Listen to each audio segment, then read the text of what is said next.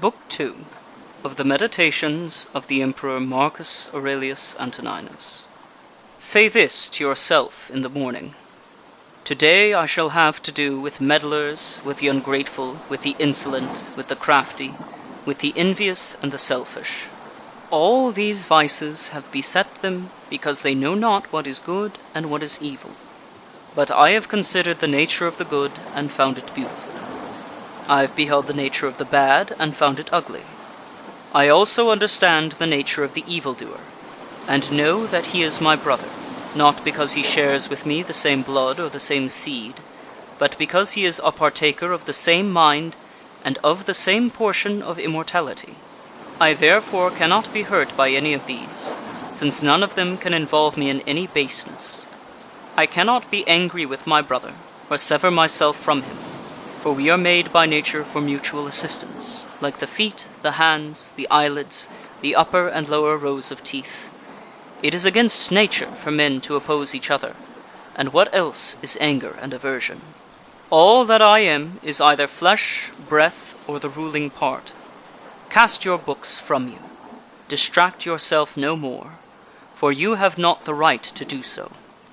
Like one at the point of death, despise this flesh, this corruptible bone and blood, this network texture of nerves, veins, and arteries. Consider, too, what breath is. Mere air, and that always changing, expelled and inhaled again every moment. The third is the ruling part. As to this take heed, now that you are old, that it remain no longer in servitude, that it be no more dragged hither and thither like a puppet by every selfish impulse. Repine no more at what fate now sends, nor dread what may befall you hereafter. Whatever the gods ordain is full of wise forethought. The workings of chance are not apart from nature, and not without connection and intertexture with the designs of Providence. Providence is the source of all things, and besides there is necessity, and the utility of the universe, of which you are a part. For to every part of a being that is good which springs from the nature of the whole, and tends to its preservation. Now the order of nature is preserved in the changes of the elements, just as it is in the changes of things that are compound. Let this suffice you, and be your creed unchangeable. Put from you the thirst of books, that you may not die murmuring, but meekly, and with true and heartfelt gratitude to the gods.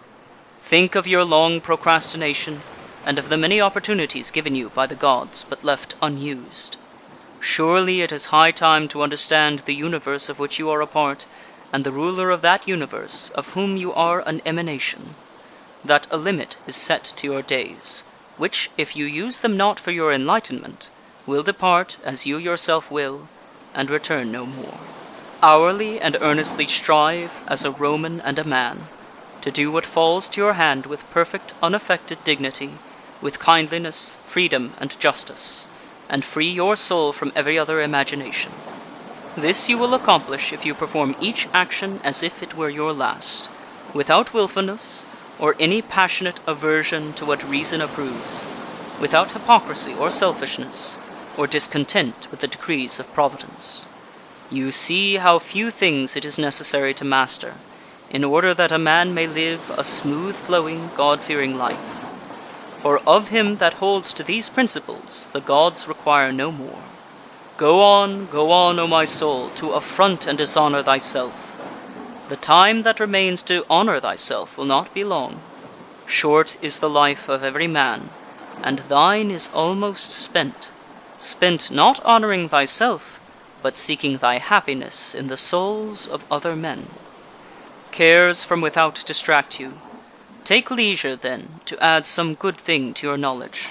Have done with vacillation, and avoid the other error. For triflers, too, are they who, by their activities, weary themselves in life, and have no settled aim to which they may direct, once and for all, their every desire and project. Seldom are any found unhappy from not observing what is in the minds of others. But such as observe not well the stirrings of their own souls, must of necessity be unhappy. Remember always what the nature of the universe is, what your own nature is, and how these are related, the one to the other. remember what part your qualities are of the qualities of the whole, and that no man can prevent you from speaking and acting always in accordance with that nature of which you are a part. In comparing crimes together, as, according to the common idea, they may be compared, Theophrastus makes the true philosophical distinction, that those committed from motives of pleasure are more heinous than those which are due to passion. For he who is a prey to passion is clearly turned away from reason by some spasm and convulsion that takes him unawares. But he who sins from desire is conquered by pleasure, and so seems more incontinent and more effeminate in his vice.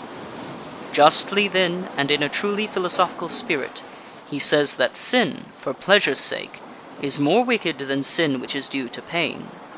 For the latter sinner was sinned against, and so driven to passion by his wrongs, while the former set out to sin of his own motion, and was led into ill-doing by his own lust.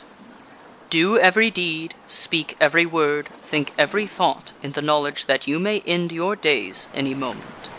To depart from men, if there be really gods, is nothing terrible. The gods could bring no evil thing upon you. And if there be no gods, or if they have no regard to human affairs, why should I desire to live in a world void of gods and without providence? But gods there are, and assuredly they regard human affairs, and they have put it wholly in man's power that he should not fall into what is truly evil. And of other things, had any been bad, they would have made provision also, that man should have the power to avoid them altogether. For how can that make a man's life worse which does not corrupt the man himself? Presiding nature could not, in ignorance or in knowledge impotent, have omitted to prevent or rectify these things.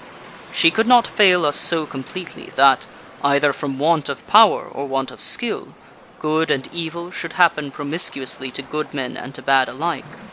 Now death and life, glory and reproach, pain and pleasure, riches and poverty, all these happen equally to the good and to the bad.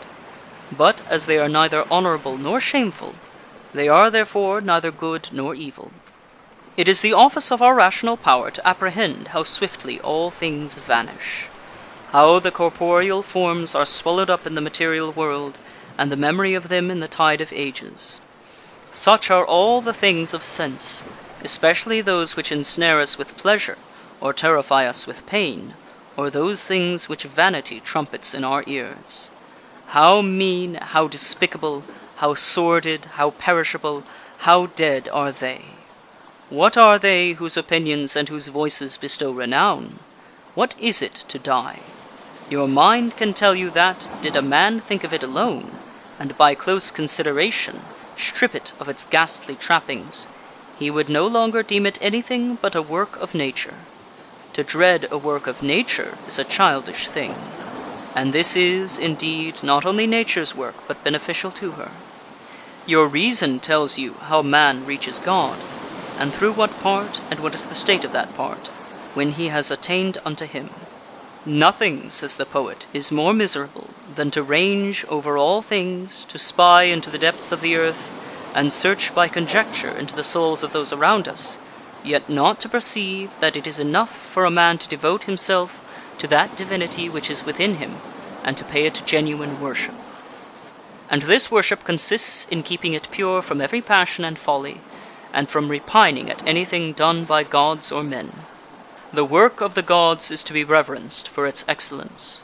The works of men should be dear for the sake of the bond of kinship, or pitied, as we must pity them sometimes, for their lack of the knowledge of good and evil. And men are not less maimed by this defect than by their want of power to know white from black.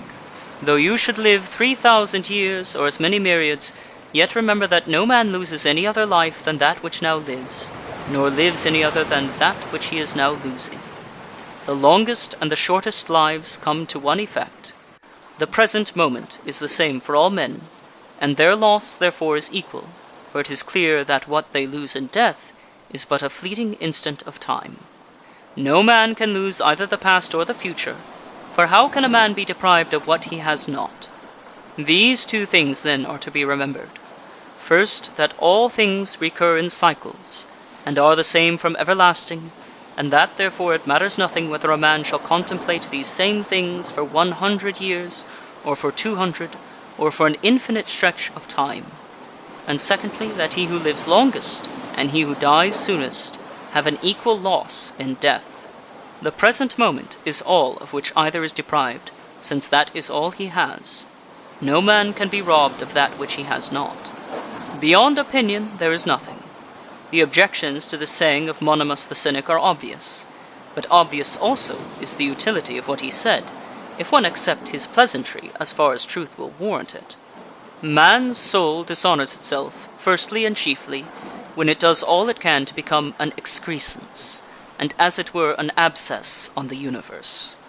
To fret against any particular event is to revolt against the general law of nature, which comprehends the order of all events whatsoever. Again, it is dishonor for the soul when it has aversion to any man, and opposes him with intention to hurt him, as wrathful men do. Thirdly, it affronts itself when conquered by pleasure or pain. Fourthly, when it does or says anything hypocritically, feignedly, or falsely. Fifthly, when it does not direct to some proper end all its desires and actions, but exerts them inconsiderately and without understanding. For even the smallest things should be referred to the end, and the end of rational beings is to follow the order and law of the venerable state and polity which comprehends them all. The duration of man's life is but an instant. His substance is fleeting, his senses dull, the structure of his body corruptible, the soul but a vortex. We cannot reckon with fortune, or lay our account with fame. In fine, the life of the body is but a river, and the life of the soul a misty dream. Existence is a warfare, and a journey in a strange land, and the end of fame is to be forgotten. What then avails to guide us? One thing and one alone, philosophy, and this consists in keeping the divinity within inviolate and intact, victorious over pain and pleasure, free from temerity, free from falsehood, free from hypocrisy, independent of what others do or fail to do, submissive to hap and lot, which come from the same source as we, and above all with equanimity awaiting death, as nothing else than a resolution of the elements of which every being compounded. And if in their successive interchanges no harm befall the elements, why should one suspect any in the change and dissolution of the whole? It is natural, and nothing natural can be evil. Ad Carnuntum. End of Book 2.